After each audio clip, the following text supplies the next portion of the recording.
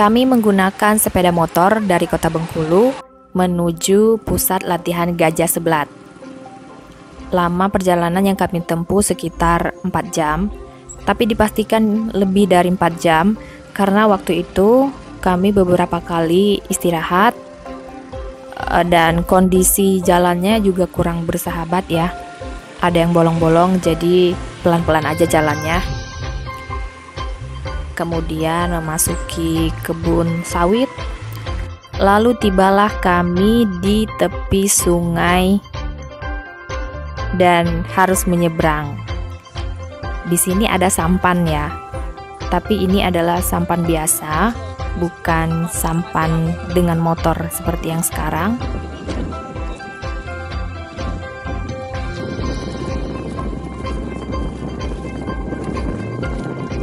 Kami harus menyeberang, mengangkut barang-barang karena isinya adalah logistik dan teman-teman yang lain juga bawa peralatan liputan. Oh ya, di sini ada Dokter Yanti. Ini yang pakai kaos hitam. Dokter Yanti ini adalah dokter dari BKSDA Provinsi Bengkulu. Pasti teman-teman juga ada yang tahu karena dulu sempat booming dan sempat heboh. Beliau naik sampan ini menyeberang bersama seekor harimau.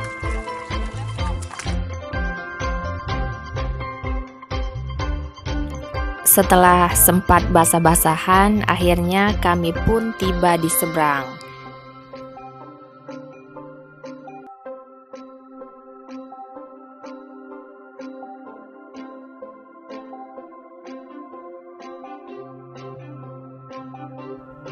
Kemudian dilanjutkan dengan perjalanan menanjak sekitar 10 sampai 15 menit lah ya.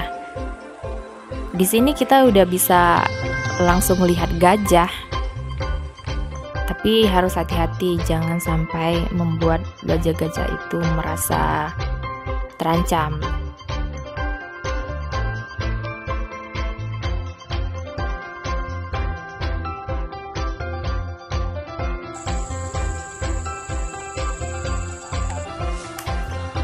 Dan akhirnya kami pun tiba di camp. Nah, waktu itu udah sore, kami langsung buka semua logistik. Ini disortir yang untuk dimasak hari ini dan besok, dan kemudian dilanjutkan memasak.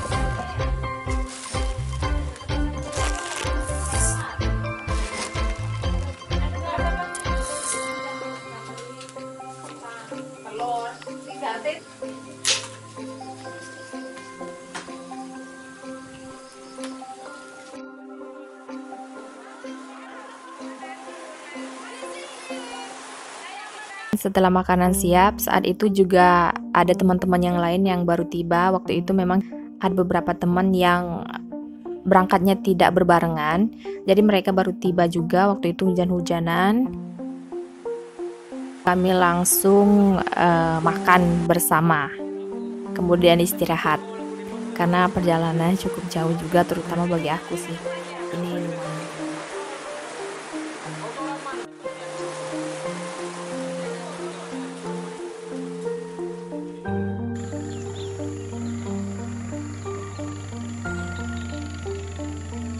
pagi kami disambut dengan kicauan burung dan suara gajah. Tapi sebelum berinteraksi dengan gajah-gajah ini, kami terlebih dahulu bersiap. Salah satunya masak, makan, dan beberes ya.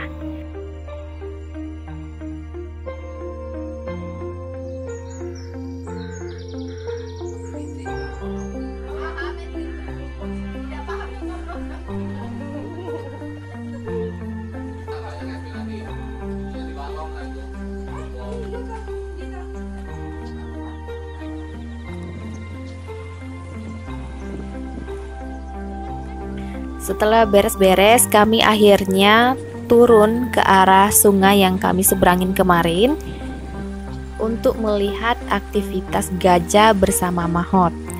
Mahot itu adalah pelatih gajah atau pawang gajah. Jadi di sini masing-masing gajah punya pawangnya sendiri.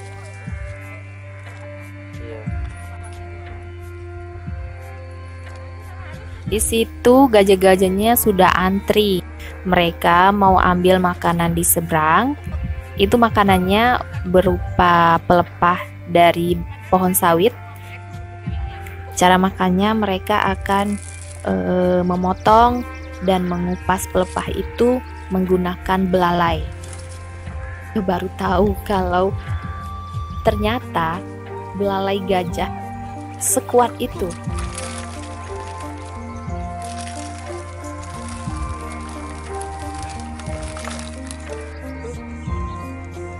Itu siapa tuh di balik pohon? Gajah ya? Itu nah.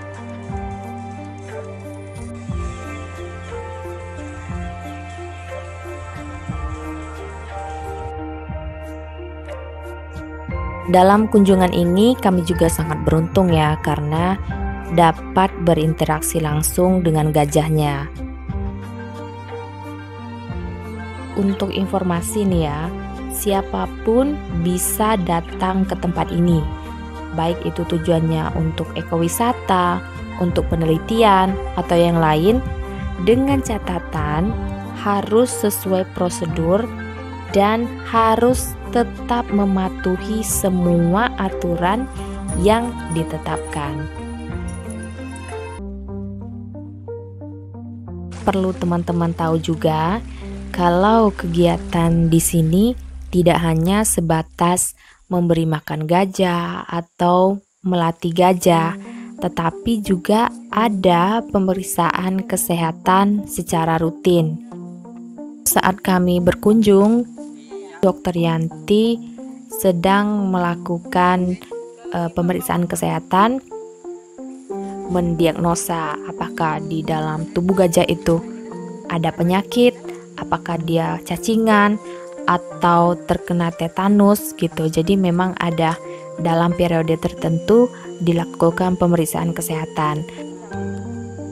Tercatat ada sekitar 16 gajah yang diperiksa dan diobati. Selain itu juga ada pemeriksaan fisik gajah, mulai dari pengukuran tinggi dan berat badannya, terus pemeriksaan kulit, mata, mulut, kaki, bahkan kuku. Jadi sangat detail. Di sini tidak ada pelatihan untuk sirkus ya. Jadi di sini ada pelatihan untuk perawatan medis. Jadi kita punya 30 lebih instruksi untuk pelatihan gajah untuk pemeriksaan medis. Contohnya misalnya angkat belalai. Kayak seperti ini untuk pemeriksaan mengambil sampel tuberkulosis TBC ya. Terus buka mulut kita untuk periksa rongga mulut dan gigi, angkat kaki untuk periksa bila ada masalah di telapak kaki dan kuku. Kemudian bisa pegang daerah mata untuk pemeriksaan mata dan pengobatan. Jadi intinya pemeriksaan medis itu untuk mempermudah kita melakukan perawatan kesehatan agar dia tidak sulit dikendalikan.